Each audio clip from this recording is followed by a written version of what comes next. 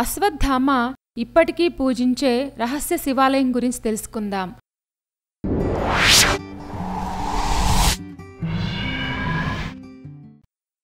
అసిర్ఘర్ కోట. ఇది 15వ శతాబ్దంలో అహిర్ రాజవంశానికి చెందిన ఆసా అహిర్ నిర్మించిన బుర్హాన్పూర్లోని సాత్పురా శ్రేణుల్లో ఉన్న కోట. 60 ఎకరాల కంటే ఎక్కువ విస్తీర్ణంలో విస్తరించి ఉన్న ఈ అసిర్ఘర్ కోట యొక్క నిర్మాణ శైలి మొఘలులచే ఎక్కువగా ప్రభావితమైంది మరియు ఇస్లామిక్, పర్షియన్, టర్కిష్ మరియు భారతీయ వాస్తుశిల్పాల కలయికగా ఉంది. ఈ కోట ఒక పెద్ద కోటగా కనిపించవచ్చు, కానీ వాస్తవానికి ఇది 3 కోట్ల యొక్క సమాహారం. వీటిని అసిర్ఘర్, కర్మాగర్ అని పిలుస్తారు. అయితే 3వ భాగాన్ని మలైగర్ అని పిలుస్తారు. ఈ కోట రాతి మరియు సున్నపురాయితో నిర్మించబడింది. దాదాపు 701 మీటర్ల ఎత్తులో ఉన్న ఈ కోట ఉత్తర భారతదేశం నుంచి అత్యంత ముఖ్యమైన మార్గాల్లో ఒకటైన నర్మదా మరియు తపతీ నదుల లోయలను కలుపుతూ సాత్పురాల గుండా వెళ్తుంది. కాబట్టి ఈ కోటను దక్కన్ కి కీ అని పిలుస్తారు. ఈ అసిర్ఘర్ కోటలో ఒక పురాతనమైన శివాలయం ఉంది. ఈ శివాలయాన్ని గుప్తేశ్వర్ మహాదేవ్ మందిరం అని పిలుస్తారు. నేటికి కూడా అశ్వత్థామ ఈ అసిర్ఘర్ కోటలోని లోతైన గుహల్లో నివసిస్తాడని చెప్తారు.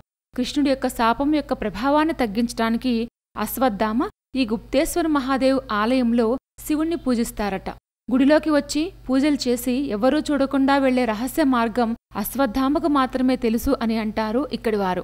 ఈ ఆలయం సుమారు 5000 సంవత్సరాల క్రితం మహాభారత కాలంలో నిర్మించబడింది.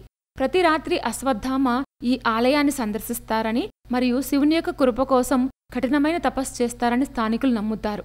అశ్వత్థామ గత 5000 సంవత్సరాలుగా ఈ కోట పరిసర ప్రాంతాల్లో కొలువై ఉన్నాడని కూడా చెప్తారు. మరియు అతను తెల్లవారుజామున కోట ఆలయంలోకి వెళ్లి శివుణ్ణి పూజిస్తారు. ఇప్పటికీ ఒక రహస్యమేంటంటే ప్రతిరోజు ఉదయం ఆయన శివునికి పూజలు చేసిన దానికి గుర్తుగా గులాబీ పువ్వులు మరియు గంధాన్ని సమర్పిస్తారట. ప్రతిరోజు ఈ ఆలయానికి ఆయనే మొదటి పూజలు చేస్తారు.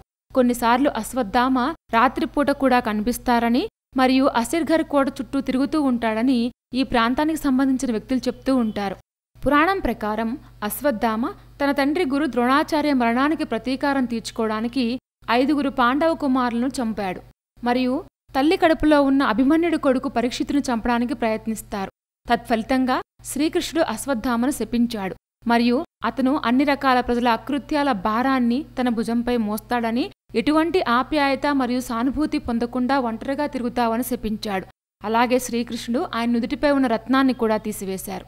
అశ్వత్థామ రాత్రి సమయంలో కోట చుట్టూ తిరుగుతూ ఉంటాడని మరియు అతని నుదుటి నుంచి రక్తస్రావం ఆపడానికి పసుపు మరియు నూనె కోసం ప్రజలను ఆపివేస్తారని కూడా కొందరు చెప్తూ ఉంటారు. కోట ప్రాంగణంలోని చెరువులో స్నానం చేసి కోటలోని గుడిలో శివునికి పూజలు చేస్తారు మరియు అతను చూసిన వారికి పిచ్చి లేదా మానసిక స్థిరత్వం కోల్పోతారని ఇక్కడి వారు చెప్తూ ఉంటారు. ఈ అసిర్ఘర్ కోట బుర్హాన్పూర్ నగరానికి 20 కిలోమీటర్ల దూరంలో ఉంటుంది. దీని యొక్క సమీప విమానాశ్రయం ఇండోర్లో ఉంది. అశ్వత్థామ ఇప్పటికీ పూజించే రహస్య శివాలయం చాలా ఇంట్రెస్టింగ్గా ఉంది కదూ.